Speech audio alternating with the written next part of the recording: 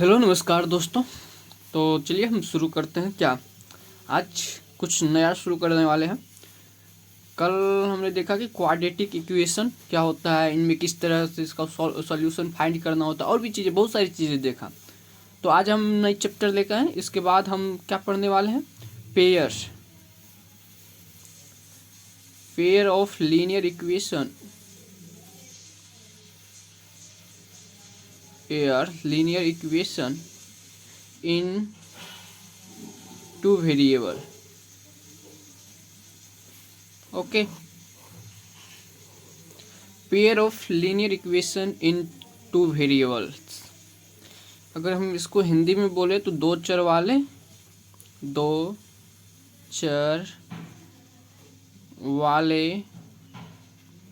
रैखिक समीकरण। ठीक, दो चर वाले रैखिक समीकरण। इनमें कई सारी चीज़ है जो पहले हमको जानना है। जैसे कि पेयर मीन्स क्या होता है। पहली बात, पेयर पेयर पेयर मीन्स होता है जोड़ा। जैसे आपका चप्पल है तो वो एक पेयर होता है, मतलब एक जोड़ा होता है, जिसमें क्या दो गो रहता है। इसे ही पेयर ऑफ लीनियर इक्वेशन क्या होता है, वेरिएबल्स। आप जानते हैं दो चर है तो चर मतलब क्या होता है, चर, जिसको हम लोग बोलते हैं वेरिएबल्स। वेरिएबल क्या होता है, जिसका value according to equation change होते रहता है, उसे वेरिएबल कहते हैं। जैसे एक्स, वाई, जेड एंड और भी कुछ ले सकते हैं, यू भी। ठीक, यहाँ पे दो चर वाले यानी कि टू वेरिएबल्स लेंगे। टू वेरिएबल्स लेना है, कौन कौन सा, एक्स एंड वाई। सो यहाँ दो वेरिएबल रहेगा आपके इक्वेशन में, X and Y. Okay, and उसके बाद ये लीनियर इक्वेशन क्या होता है, क्या लीनियर इक्वेशन।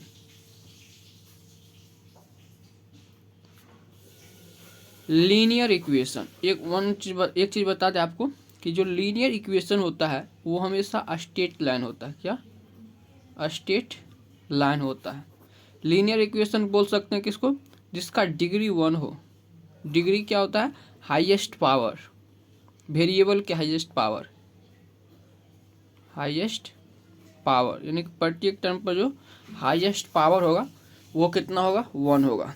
जैसे अगर एक टर्म ले 5x, इसका जो पावर है 1, अगर ये डिग्री, इसी को डिग्री बोलते हैं, डिग्री 1 है तो उसको बोलते हैं लीनियर इक्वेशन। आपका ये भी लीनियर इक्वेशन हो गया, लेकिन ये लीनियर इक्वेशन इन 1 वेरिएबल आया। ठीक, इसी तरह 5y + 3 = 0, ये भी आपका लीनियर इक्वेशन होगा। Linear equation in a variable, एक वेरिएबल में। लेकिन हमें यहाँ क्या पढ़ना है, यहाँ पढ़ना है linear equation in two variable. Linear equation in two variable. ठीक, two variables X and Y लिए हमको लीनियर इक्वेशन फाइंड करना है, मतलब डिग्री 1 होना चाहिए। इक्वेशन बनाना है लीनियर में।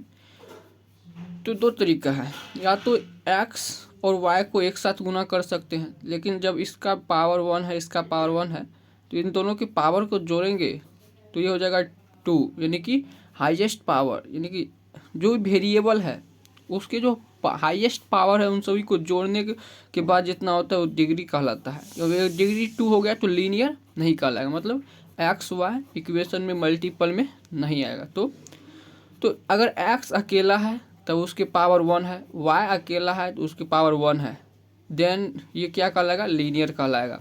ठीक, यानी एक्स और वाई अकेला अकेला रहेगा, कभी भी ये दोनों एक मल्टीपल में इस तरह से नहीं आएगा। तो ये इस तरह से आ सकता है, जैसे 5x + 2y = 0। ठीक, तो इसका पावर 1 है, इसकी भी पावर 1 है, यानी कि इसका जो मैक्सिमम डिग्री बोल सकते हो, डिग्री 1 है।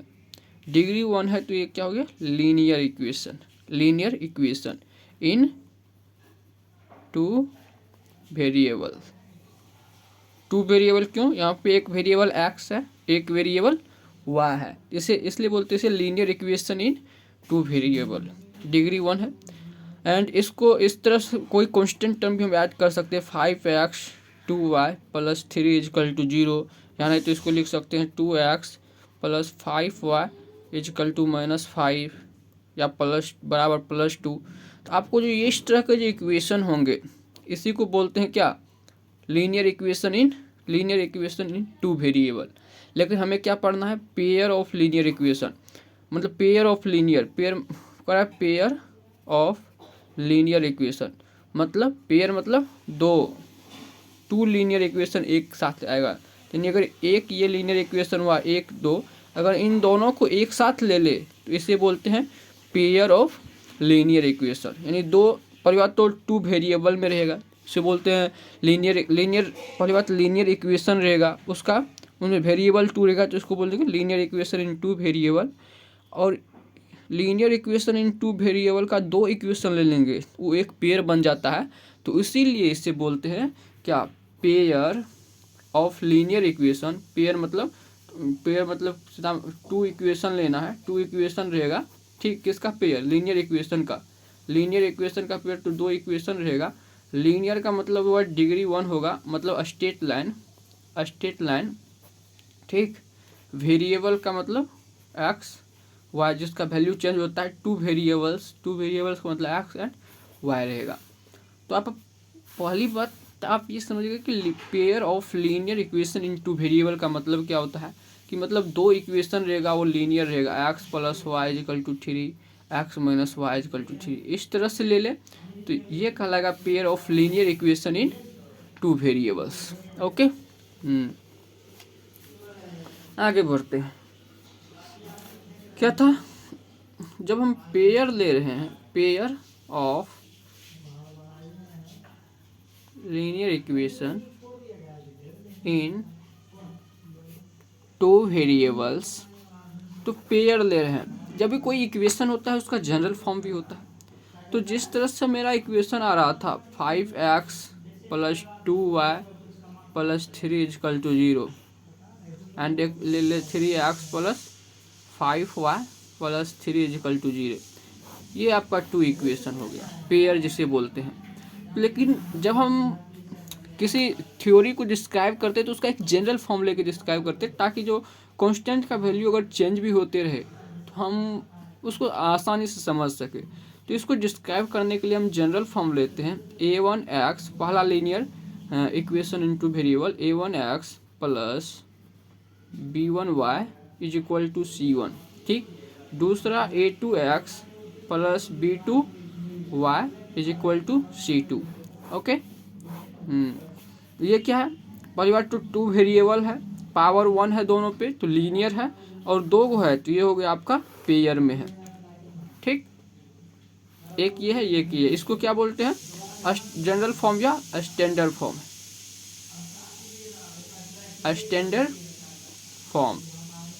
Standard form of linear equation बोल सकते हैं इन टू वेरिएबल्स। ओके, यहाँ तक मुझे नहीं लगता कि कोई दिक्कत होना चाहिए था। अब ये क्या है, जो ये जो इक्वेशन दिया हुआ है ये किसका इक्वेशन है, क्या बताए थे कभी कि लीनियर इक्वेशन, पहले लीनियर इक्वेशन क्या देता है, ये होता है स्ट्रेट लाइन। क्या, स्ट्रेट लाइन मतलब दो गो इक्वेशन है तो दो स्ट्रेट लाइन होगा। तो ये स्ट्रेट लाइन कैसे दो स्ट्रेट लाइन जा रहा है, कैसे जा सकता है दो स्ट्रेट लाइन, तो अब उसको समझना है पहले। या मान लीजिए एक स्ट्रेट लाइन ऐसे जा रहा है, ठीक, इसको मान लेते हैं L1, दूसरा मान लीजिए इसके पैरेलल में जाएगा सीधा बराबर, ठीक। आप रेल का पटरी देखें, दोनों पैरेलल में इस तरह से जा रहा है, ठीक, ये ऐसे जा सकता है पहला, ठीक। दूसरा क्या कर सकता है, मान लीजिए ये ऐसे जा रहा है, ये हो गया आपका L1, दूसरा थोड़ा सा टेढ़ा गया तो कहीं ना कहीं काटेगा, ये हो गया L2, ठीक, ये L1 एंड L2 ये क्या कहलाता है, ये आपका कभी भी इंटरसेक्ट नहीं करेगा, ये एक बार इंटरसेक्ट कर रहा है। और कुछ हो सकता है क्या, देखते हैं कि मान लीजिए एक पहला गया L1 एंड दूसरा भी उसी से चला जाए, उसी के ऊपर से L2, ये किस तरह से होगा। जैसे मान लीजिए कि आप रनिंग कर रहे हैं, आपका एक दोस्त यहाँ भाग रहा है, एक यहाँ भाग रहा है, तो कभी भी आप एक दूसरे के रास्ते में नहीं आएंगे, लेकिन बराबर में पैरेलल में चलते रहेंगे। ठीक, तो वहीं अगर दूसरा देखे तो आप एक यहाँ से चले तिरछा, यहाँ तिरछा, एक बार जरूर आएंगे कि कहीं ना कहीं मिलिएगा आप एक दूसरे, मतलब स्ट्रेट लाइन इधर से जा रहा है, इस तरह से मिलेगा ही ना। तीसरा, क्या आपने बचपन में एक खेल खेला होगा कि ये मान लीजिए आपका दोस्त मंगरू एंड ये कल्लू। ठीक, ये क्या करेंगे, ये हाथ से आपके पीठ को पकड़ लेंगे, आप इधर से दौड़ते जाइएगा, यानी कि पहला लाइन पे ये जा रहा है, दूसरा लाइन इसी पे जा रहा है। तो ये इस तरह से पॉसिबल है, ये 3 चीज़ हो सकता है। चौथा आप बनाने का प्रयास कर लीजिए कि एक इधर जा रहा है, एक इधर जा रहा है। ठीक है, अपोजिट डायरेक्शन में जा रहा है लेकिन पैरेलल ही जा रहा है ना, यानी तो एक इधर से जा रहा है तो एक इधर से आ रहा है, तो अपोजिट डायरेक्शन। लेकिन मेन फिगर तो यही बनेगा ना, यहाँ हमें डायरेक्शन से नहीं लेना देना है। ठीक, किसी भी डायरेक्शन में हो सकता है। अब हर किसी का कुछ ना कुछ नाम देगा। ये क्या है, ये पैरेलल है, इसको बोलते हैं पैरेलल लाइंस। 2 लाइंस क्या है, पैरेलल है, जिसको बोलते हैं पैरेलल लाइंस। ठीक, ये एक दूसरे को क्या कर रहा है, कट कर रहा है, मतलब कट कर रहा है, इसको मैथ में बोलते हैं इंटरसेक्ट कर रहा है। ये हो गया इंटरसेक्टिंग लाइन,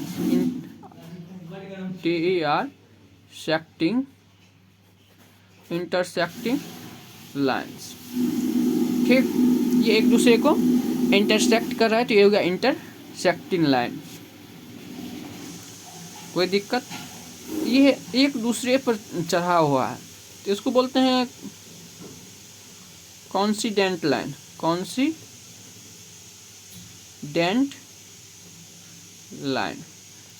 ये हो गया आपका कॉन्सिडेंट लाइन। ओके, पहला पैरेलल लाइन, इंटरसेक्टिंग लाइन, ये हो गया कॉन्सिडेंट लाइन, तो मतलब एक दूसरे के ऊपर चढ़ा हुआ है। ठीक, जब ये पैरेलल होगा, देखिए क्या होता है आपके इक्वेशन में, जहाँ पर भी आप मिलते हैं, जहाँ पर जब भी एक बिंदु है, इससे मान लीजिए ये बिंदु है x और y, अगर इससे कोई लाइन गया तो ये बिंदु इस लाइन के सेटिस्फाई करेगा। और मान लीजिए 1 और 2 है, अगर x बराबर 1 y बराबर 2 रखे तो ये लाइन पर रखने पर इसका वैल्यू 0 दे देगा। वहीं अगर दूसरा लाइन भी यहाँ से जा रहा है तो ये इस लाइन को भी टच करेगा, तब ये जो पॉइंट है 1 2, ये दोनों लाइन का सल्यूशन कहलाएगा। लेकिन अगर कोई पॉइंट यहाँ पर से उठाते इस लाइन पर से, तो ये लाइन 1 का तो सल्यूशन होगा, लेकिन लाइन 2 का सल्यूशन नहीं होगा। इसलिए पेयर इक्वेशन ऑफ पेयर ले रहे हैं, तो उसी पॉइंट को हम सल्यूशन कहेंगे जो दोनों लाइन के इक्वेशन को सेटिस्फाई करे। ठीक, तो इसलिए हम जब पेयर ऑफ इक्वेशन की बात करते हैं, जहाँ पे 2 लाइन एक दूसरे को इंटरसेक्ट करेगा, हम उन दोनों लाइन तभी उनको सल्यूशन मानेंगे, नहीं तो नहीं मानेंगे। जो पैरेलल लाइन है, ये एक दूसरे को कभी भी कट नहीं करता है, तो यानी कि यहाँ पर कोई सल्यूशन नहीं होगा, no solution. Parallel line no solution. Okay, intersecting line है, ये हमें एक ही बार करता है, ये हो गया 1 सल्यूशन। ठीक, 1 सल्यूशन। अगर हम इसको नाम दे दे L1, इसको नाम दे देते L2, दूसरा वाला को। ठीक, parallel line no solution, intersecting line 1 solution. अब इस पे बताइए, कंसिडेंट लाइन है, एक दूसरे पर चढ़ा हुआ है, अगर कोई पॉइंट यहाँ लेते हैं, ठीक, L1 पर, तो वो L2 को सेटिस्फाई करेगा। यहाँ लेते हैं L1 पर, L2 को भी सेटिस्फाई करेगा, L1 पर लेते हैं L2 को भी सेटिस्फाई करेगा। यानी कि यहाँ पे क्या होता है, यहाँ पे सल्यूशन बहुत ज़्यादा हो जाता है, मतलब इनफिनाइट सल्यूशन बोल सकते हैं। क्या, इनफिनाइट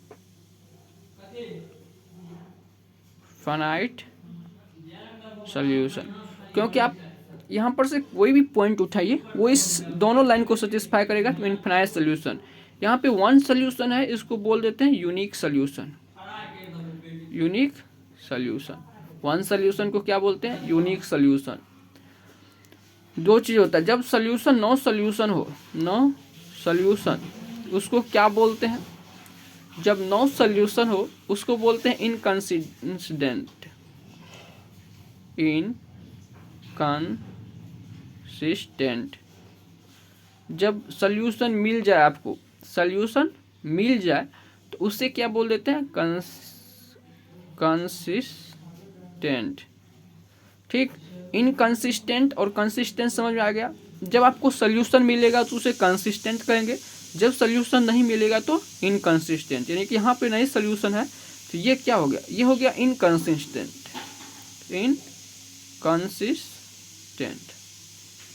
ठीक, यहाँ पे मिल रहा, एक ही मिल रहा है लेकिन मिल रहा है सोल्यूशन, ये आपका हो गया कंसिस्टेंट का कंडीशन। कंसिस्टेंट। यहाँ पे इनफिनाइट मिल रहा है तो ये भी आपका हो गया कंसिस्टेंट का सोल्यूशन। ठीक, दो कंडीशन है, एक कंसिस्टेंट होगा या इनकंसिस्टेंट होगा, उसको देखना है। तो कंसिस्टेंट कब होता है? जब आपके पास कोई एक भी सोल्यूशन मिले, एक मिले, दो मिले, 1000 मिले, नो मैटर, लेकिन मिलना जरूरी है तो उसको कंसिस्टेंट कहेंगे। इनकंसिस्टेंट क्या होता है? जब एक भी सोल्यूशन ना मिले, इनकंसिस्टेंट कहलाता है। जब पैरेलल लाइन्स होता है तो कोई भी सोल्यूशन नहीं मिलता हमें तो उसे इनकंसिस्टेंट हो जाएगा। जब लाइन इंटरसेक्टिंग होगा, एक सोल्यूशन मिलेगा, सोल्यूशन मिला मतलब कंसिस्टेंट हो जाएगा। जब एक दूसरे के ऊपर है, कॉन्सिडेंट है, देन वो भी केस भी क्या होगा? कंसिस्टेंट होगा। अब हमें देखना है कि कंडीशन, कि कब लाइन पैरेलल होगा, कब लाइन इंटरसेक्टिंग होगा, कब लाइन एक दूसरे पर चढ़ा रहेगा।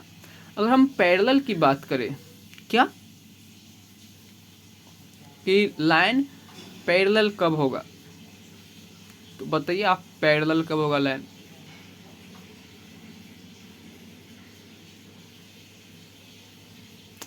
पैरेलल की बात करते हैं यहाँ से। इसमें पैरेलल लाइन तब होगा जब कहेगा कि A1 बटे A2 बराबर B1 बटे B2 does not equal to C1 बटे C2। ये इस लाइन, इसको सेटिस्फाई करे तो पैरेलल होगा। क्या? ये जो हम जनरल सोल्यूशन माने हैं कि A1 बटे A2 अगर बराबर हो गया B1 बटे B2, बस C1 बटे C2 के रेशियो के बराबर नहीं हुआ तो वो हमारा पैरेलल हो जाएगा। ठीक, इंटरसेक्टिंग कब होगा? इंटरसेक्टिंग होने के लिए A1 बटे A2 बराबर नहीं होना चाहिए B1 बटे B2 के। B1 बटे B2 यानी A1 बटे A2 बराबर नहीं होना चाहिए B1 बटे B2 के, तब पैरेलल लाइन हो जाएगा। ठीक, और एक दूसरे पर चढ़ा कब रहेगा? एक दूसरे पर चढ़ा कब रहेगा? तो A1 बटे A2 बराबर B1 बटे B2 बराबर C1 बटे C2। अगर तीनों का रेशियो, ये A1 बटे A2, B1 बटे B2, C1 बटे C2, सारी रेशियो अगर बराबर हो गया तब बोलेंगे हम क्या? कि वो कंसिस्टेंट है। ओके, तो देखिए आगे, बस जस्ट होल्ड, पेशेंस रखो भाई, 1 मिनट। ओके, हमने दो लाइन लिया था L1, A1x plus B1 y plus C बराबर C1। ओके, L2 लिया था A2x plus B2y is equal to C2। कोई दिक्कत नहीं। दो कंडीशन था, पहला था क्या? पहला था, एक था कंसिस्टेंट। इसमें क्या होता था कि हमारे पास सोल्यूशन हो, मतलब सोल्यूशन निकलेगा। कंसिस्टेंट के दो केस होते थे, एक तो पहला कि क्या इंटरसेक्टिंग हो जाए। ठीक, इंटरसेक्टिंग होने के लिए, इंटरसेक्टिंग हो जाए मतलब लाइन ऐसे जा कट कर दे एक पॉइंट पर, ये हो गया इंटरसेक्टिंग। इंटरसेक्टिंग होने के लिए था कि ये इसका रेशियो A1 बटे A2 does not equal to B1 बटे B2। ये हो गया इंटरसेक्टिंग लाइन। जब ये इंटरसेक्ट करेगा तो यूनिक सोल्यूशन देगा, यूनिक सोल्यूशन देगा। और ये सल्यूशन मिल गया तो इसी को बोलते हैं कंसिस्टेंट है, ठीक। मतलब कंसिस्टेंट में दो कंडीशन। दूसरा क्या कि दूसरा कॉन्सिडेंट हो जाए, कॉन्सिडेंट लाइन्स। जब कॉन्सिडेंट लाइन होगा मतलब एक लाइन ये गया L1 तो इसी पे दूसरा भी चढ़ गया L2, ये बोलेगा कॉन्सिडेंट लाइन है, ठीक। कॉन्सिडेंट लाइन में क्या होता है, इसमें इन्फिनाइट सोल्यूशन होता है, इन्फिनाइट सोल्यूशन होता है, ठीक। इसका कंडीशन क्या है कॉन्सिडेंट लाइन के लिए, A1/A2 बराबर B1/B2 बराबर C1/C2। ओके, देखो जब भी आपको इस तरह से निकालना हो A1/A2 B1/B2, सबसे पहले आप इस फॉर्म में, इस जनरल फॉर्म में ट्रांसफॉर्म करना है पेयर ऑफ इक्वेशन को। मतलब बराबर के बाद C1 होना चाहिए, बराबर के बाद C2 होना चाहिए। तब अगर आप यहाँ से फाइंड कीजिए, इससे क्या, यहाँ से फाइंड कीजिए A1/A2 B1/B2 C1/C2, उसके बाद कंपेयर कीजिए एक्स वाई या जो भी आया है।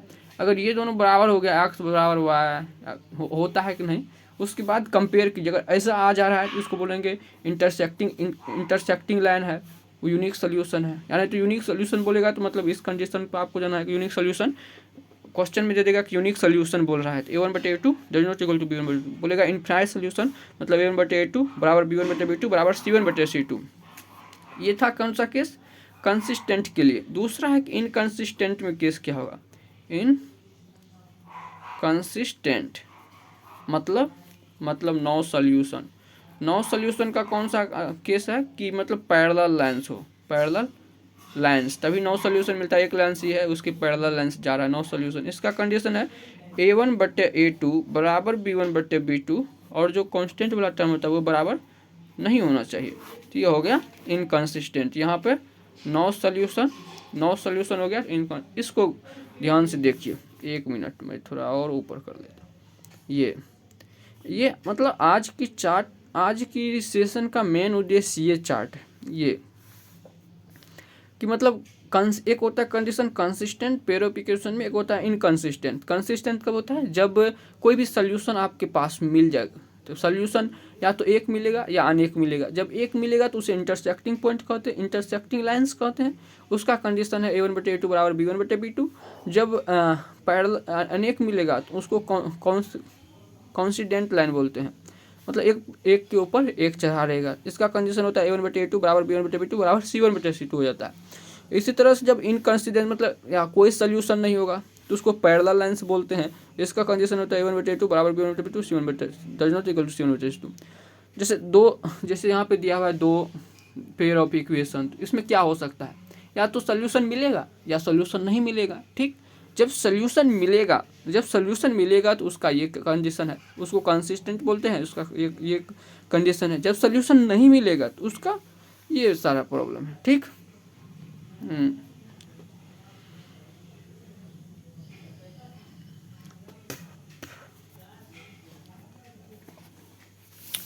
अगर एग्जाम्पल ले हम एक, just to show that example लेते हैं, ठीक। एग्जाम्पल में 3x - y - 4 = 0। दूसरा कर रहा है क्या, 2x - 2y + 1 = 0। पहली बात क्या बोले थे कि ये बराबर के उस साइड होना चाहिए, माइनस को बराबर के इस साइड लेंगे तो +4 देगा, ये इस साइड जाएगा तो -1 आ जाएगा, ठीक। ये हो गया आपका A1 B1 C1 A2 B2 C2। करा कि लाइन के बारे में बताना है। पहला चीज़ क्या करना है, जनरल फॉर्म में ट्रांसफॉर्म करना है। तो अब A1/A2 फाइंड करें, A1/A2 3/2। इसी तरह से B1/B2 B1 -1/-2 यानी 1/2 एंड C1/C2 फाइंड करें तो -4/1 यानी कि A1/A2 does not equal to B1/B2 आया। ये कंडीशन कब होता था, ये होता था इंटरसेक्टिंग लाइन पे। इंटरसेक्टिंग लाइन है मतलब यूनिक सोल्यूशन मतलब सोल्यूशन मिला तो ये कौन सा कंडीशन को सेटिस्फाई करेगा, ये हो गया कंसिस्टेंट वाला कंडीशन। ठीक, जब जब ये यहाँ पे अनइक्वल हो जाए तो C1 C2 पे जाने की कोई ज़रूरत नहीं है। ठीक, देखो भाई, आपकी कंडीशन क्या है मुझे नहीं पता, लेकिन मैं इतना ज़रूर कहूँगा कि आप एटलीस्ट बोर्ड एग्ज़ाम है, बोर्ड एग्ज़ाम में ना यदि आप इन सारी चीज़ों पे ध्यान रख जाए कि इंटरसेक्टिंग है, ये सारी चीज़ें इतना अगर आप ध्यान रखते हैं तो इस चैप्टर से आपको आगे आता है नहीं आता है, लेकिन इस चैप्टर के जितने भी ऑब्जेक्टिव है, कुछ ऑब्जेक्टिव है, वो आराम से कर लेंगे। तो आप प्रयास कीजिए कि नहीं भी कुछ लिख रहे हैं तो हेडिंग दे करके बस इतना शॉर्ट नोट्स में आपको इतना लिखना है, ये कि मतलब कंसिस्टेंट कब होगा, पॉज करके कंसिस्टेंट कब होगा, कंसिस्टेंट दो हो सकता है, इंटरसेक्टिंग को कोइंसिडेंट हो सकता है, मतलब एक दूसरे पे चढ़ा हुआ हो सकता है, दूसरा इनकंसिस्टेंट पे पैरेलल लाइंस हो सकता है। इसको पॉज करके आप लिखने का प्रयास कर लो। ठीक, और जो भी समस्या है बता सकते हो, यही मौका है। बाद में कि यदि आपकी तैयारी अच्छी नहीं भी है तो आपको हताश होने की कोई ज़रूरत नहीं है, उतनी बड़ी चीज़ नहीं है। जितने भी आपके पास टाइम है उसमें आप प्रयास कीजिए कि आप डेली कम से कम 10 घंटा पढ़ें, और ऐसा नहीं कि कुछ ही पढ़ रहे हैं, अकॉर्डिंग टू योर एग्ज़ाम्स किस तरह से क्वेश्चन पूछे जाते हैं उस अनुसार अपना एफर्ट डालिए एग्ज़ाम्स को क्वालिफाई करने के लिए, आराम से निकल जाएगा यार। क्या छोटा मोटा 10th का एग्ज़ाम्स है, इसके लिए इतना कौन सोचता है। ठीक, चलिए मिलते हैं नेक्स्ट सेशन में।